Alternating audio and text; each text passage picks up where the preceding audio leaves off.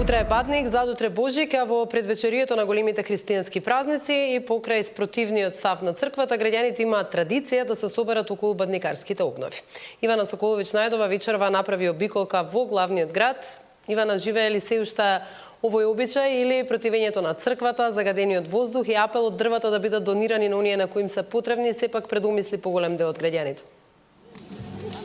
Така е, Цаци, традицијата е жива, тоа го говори големиот број на граѓани кои што и вечер во Нископските населби излегоа на заеднички да се здружат и да ја најават големата вест за овие наши големи христијански празници, а пред се Бадника, потоа и големото Христово раѓање Божик. Се наоѓаме во Новолисиче, една од населбите каде што сега и би рекла оваа традиција на бадникарски огнови. Овде соседите од сите мала се собираат на овој бадникарски оган, каде што и вечерва се наоѓаме, ја негуваат традицијата со греана ракија, топло вино, топол чај за најмалите, а како што кажав, тука ги има и од најмали до највозрастни кои што негуваат оваа традиција и покрај нели оние апели од црквата, сепак велат дека ова е традиција која што низ годините сега и овде во населбата и нема да прекине. Каква е денешната организација и како се подготвуваше овој бадникарски оген? Разговарам со Игор Христовски, кум на овој бадникарски оген овде во Новолисиче. Добро вечер. Добро вечер, ви благодарам убава најава.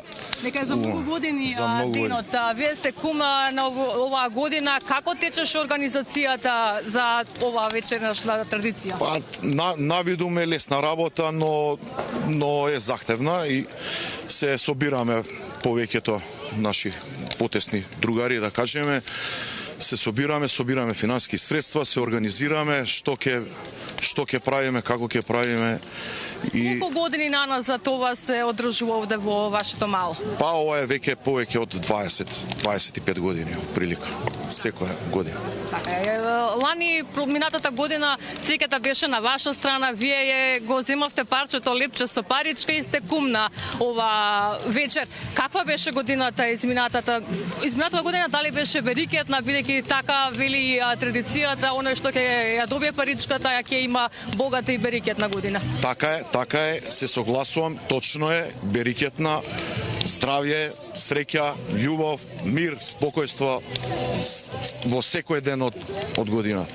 И вистина е, не лажам, затоа и го правиме ова, за да го следи преку цела година среќа и берекет.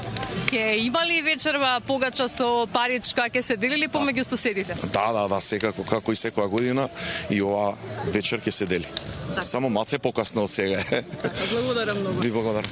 Цаци, така традицијата останува да живее по малата низ целата држава. Бадникарските огнови по традиција веќе во 19 часот се секаде запалени, а овие бадникарски огнови ја навестуваат она голема радосна вест за победата над светлината, над темнината. Како што кажавме, утре наутро првите часови ќе ги посетат коледарите, сите домови ќе пренесат оваа убава енергија, ќе пренесат радосната вест за Христовото раѓање.